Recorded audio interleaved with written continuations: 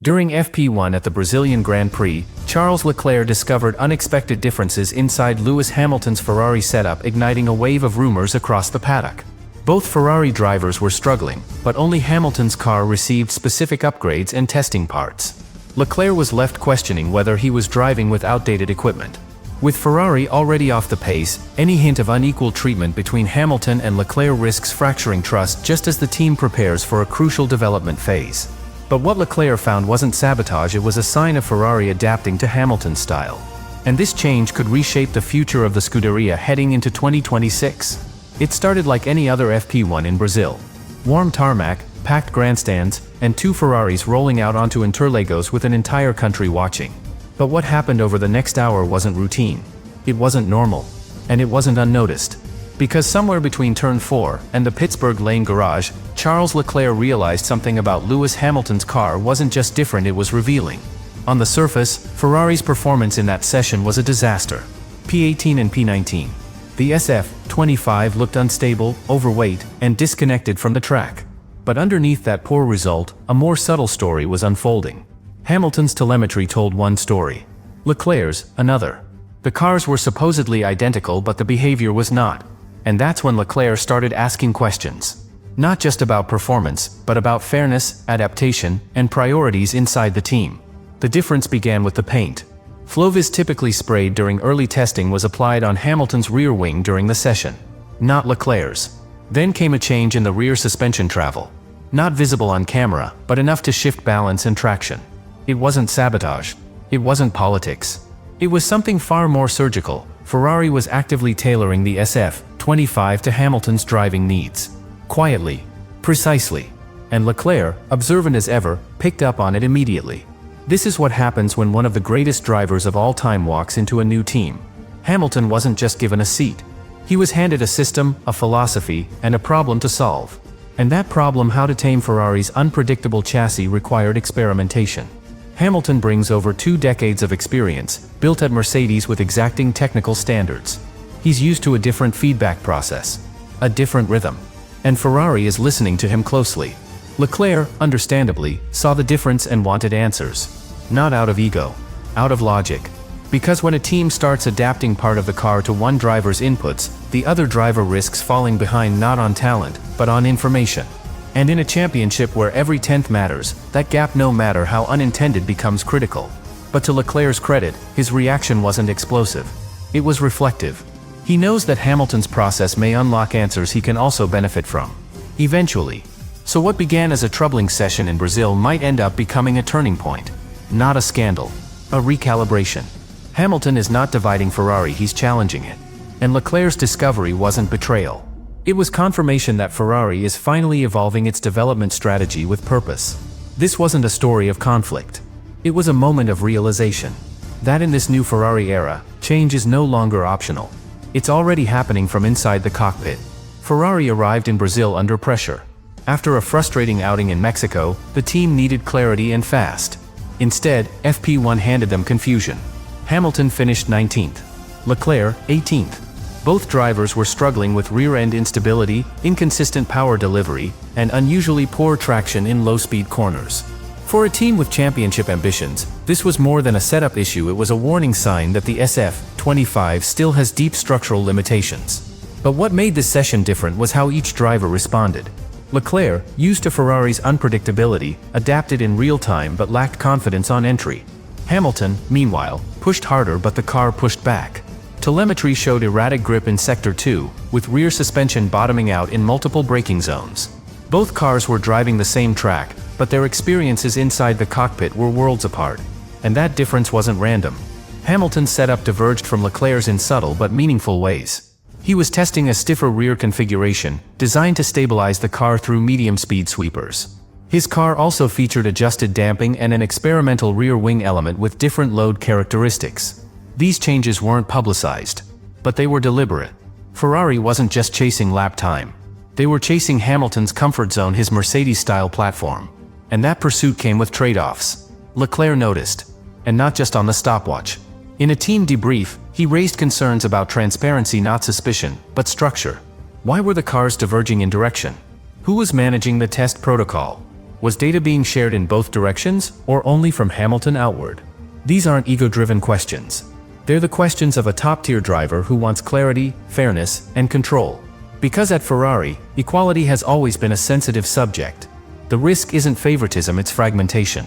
If one side of the garage develops in a direction that only suits one driver, the other side can quickly feel isolated. That's not drama. It's mechanics. Setup divergence, when not carefully balanced, can destabilize communication, trust, and ultimately performance.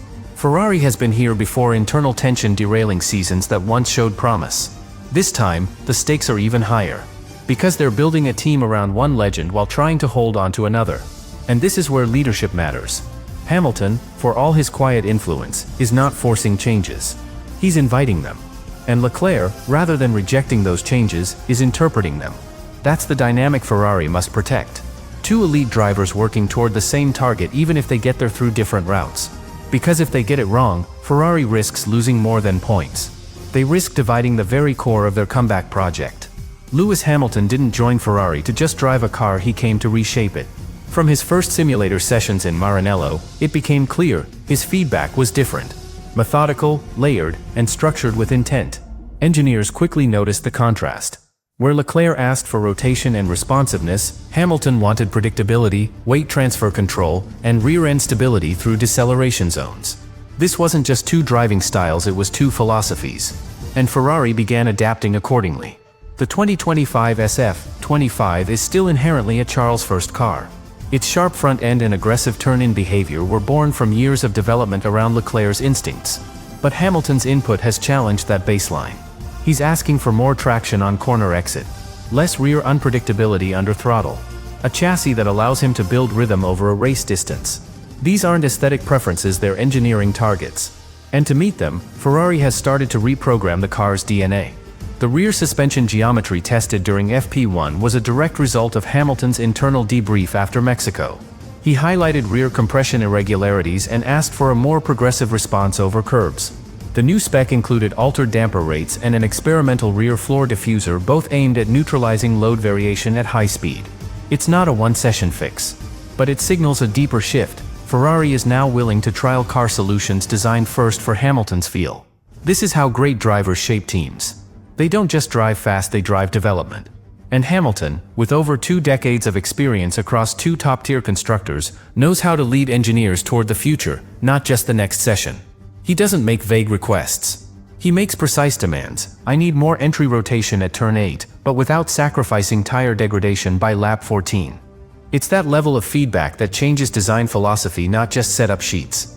Leclerc is no less precise, but his style evolved inside a different Ferrari, one built on recovery and improvisation. Hamilton's input is bringing structure to the chaos. And Ferrari is beginning to realize that to fight in 2026 and beyond, they cannot rely solely on passion and instinct. They need process, strategy, and a car that works for both drivers, not just one. That's why these early divergences matter, not for what they solve today, but for how they set direction tomorrow. Hamilton isn't here for a farewell tour. He's here to leave Ferrari in better shape than he found it. The engineering changes, the setup shifts, the technical debates, they're all signs of a team undergoing deep recalibration. And while the media may spin these differences as tension, inside the garage there's something else entirely: evolution in motion. And Hamilton, even in P19, is driving it forward. What Ferrari is doing right now isn't just about setup, it's about identity. When a team begins to reshape itself around a driver like Lewis Hamilton, it triggers more than engineering changes. It reshapes hierarchy, rhythm, even relationships. And that's where the real consequence lies, not in one bad session or a single setup split, but in the psychological shift that comes when a new leader starts to emerge inside a historic institution. Charles Leclerc isn't being pushed aside. He's being challenged. And in a team like Ferrari, where every season carries the weight of expectation, that challenge cuts deeper than most. For 5 years, Leclerc has been the centerpiece of Ferrari's effort to rebuild. He earned that role through speed, loyalty, and resilience. But now, with Hamilton in the garage, the gravitational center has shifted. Quietly, naturally, and unavoidably. That shift doesn't have to fracture the team if managed correctly. But it does require trust. Leclerc must believe that Hamilton's influence won't dilute his own standing. And Hamilton must lead without dominating. That balance is delicate. Because both men are competitors. Both want to win.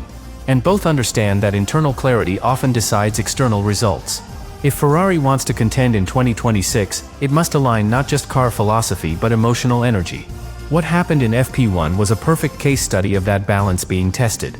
Leclerc saw something different in Hamilton's car and didn't explode. He asked. He studied. And he waited. That patience is a mark of maturity. And Hamilton? He offered nothing but praise post-session. No finger-pointing. No excuses. Just calm analysis. That's what great drivers do. They manage the tension before it turns into friction. Still, the team must be proactive. They cannot let two development paths diverge so far that they stop sharing results. They must find common language across setup sheets, debriefs, and long-term projects. Because this isn't just about performance in Brazil. It's about readiness for the next era. And if Leclerc and Hamilton feel equally empowered in that process, Ferrari's chances grow exponentially. So the consequence isn't doom. It's opportunity laced with risk. Hamilton is transforming Ferrari, and Leclerc is adapting under pressure. If this works, Ferrari won't just return to form. They'll become something they haven't been in over a decade, unified, modern, and dangerous. And it all started with a quiet discovery between teammates, on a Friday, in Brazil.